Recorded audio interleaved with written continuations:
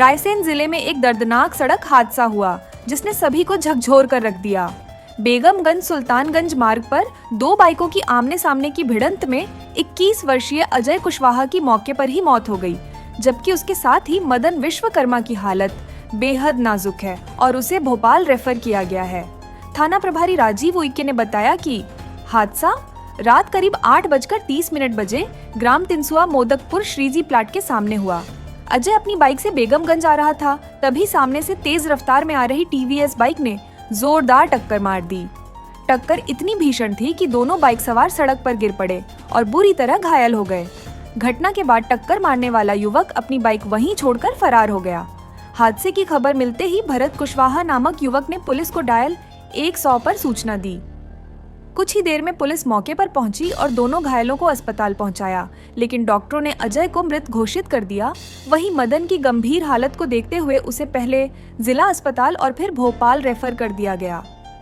अब पुलिस फरार आरोपी बाइक सवार की तलाश में जुट गई है। सवाल ये है कि आखिर कब थमेगा ये तेज रफ्तार का कहर।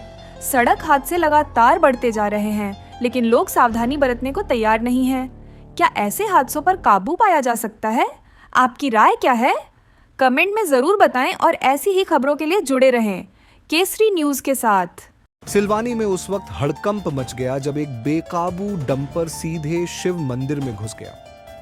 यह हादसा नगर के गैरतगंज भोपाल रोड पर नगर परिषद के बाजू में स्थित शिव मंदिर में हुआ, जहां रात के 11 से 12 बजे के बीच अचानक तेज रफ्तार डंपर मंदिर में घुस गया और दीवारों को तोड़ डाला।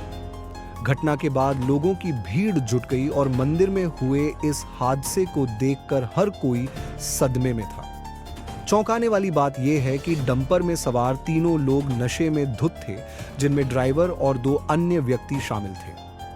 हादसे की जानकारी मिलते ही पुलिस तुरंत मौके पर पहुंची और तीनों को पुलिस अभिरक्षा में थाने ले जाया गया।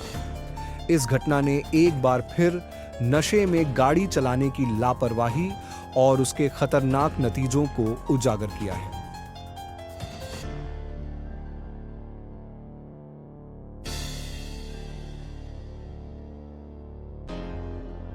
सिलवानी में तारण तरण जैन समाज द्वारा श्री जिनवाणी जी प्रतिष्ठा महोत्सव के तहत भव्य शोभा यात्रा निकाली गई, जिसने पूरे नगर को भक्ति और आध्यात्म के रंग में रंग दिया। चांदी की पालकी में श्री जिनवाणी जी की शोभा यात्रा जब नगर के मुख्य मार्गों से गुजरी तो पूरा माहौल श्रद्धा और भक्ति से भर गया।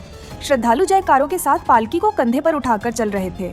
वहीं बालिकाओं और महिलाओं ने गरबा और डांडिया की प्रस्तुति देकर शोभा यात्रा को और भी भव्य बना दिया।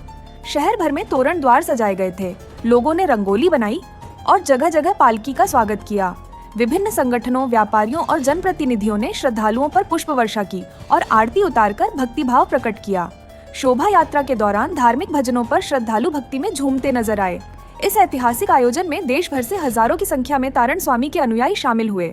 शोभा यात्रा के समापन के बाद मुख्य वेदी और शिखरों का कलशारोहण संपन्न हुआ, जिसे देखने के लिए श्रद्धालुओं की भारी भीड़ उमड़ी। कार्यक्रम में स्वास्थ्य राज्य मंत्री नरेंद्र शिवाजी पटेल, सिलवानी विधायक देवेंद्र पटेल, सांची विधायक प्रभुराम चौधरी और पूर्व विधायक रामपाल सिंह भी शामिल हुए। जैन समाज द्वारा इन जनप्रतिनिधियों को सम्मानित किया गया। नेताओं ने मां जिनवाणी की आरती उतारकर देश और प्रदेश की सुख समृद्धि की कामना की। सबसे खास बात ये रही कि इस शोभा यात्रा में हिंदू, मुस्लिम और अन्य समाजों के संगठनों ने भी बढ़ चढ़कर हिस्सा लिया और शोभा यात्रा का स्वागत कर कौमी एकता की मिसाल पेश की।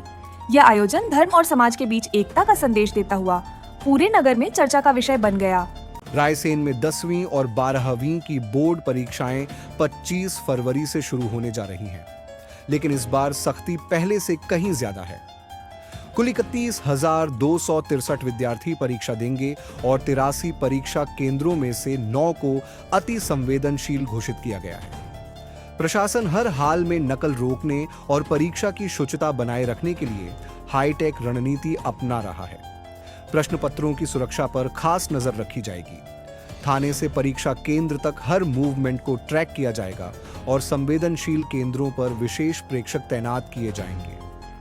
नई गाइडलाइन के अनुसार कलेक्टर प्रतिनिधि और केंद्र अध्यक्ष को सुबह 6 बजे सेल्फी लेकर थाने में अपलोड करनी होगी और 8:30 तक परीक्षा केंद्र पहुंचकर एक और सेल्फी लेनी होगी।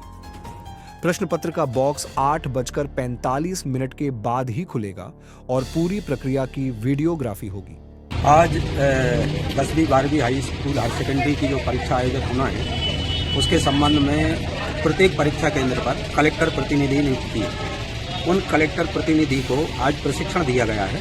उनको जब थाने पहुंचेंगे, प्रातः 6 बजे थाने पहुंचना है। थाने पहुंचेंगे तो केंद्र अध्यक्ष और कलेक्टर प्रतिनिधि दोनों का संयुक्त रूप से एक सेल्फी लेंगे और वो सेल्फी अपलोड करेंगे मंडल।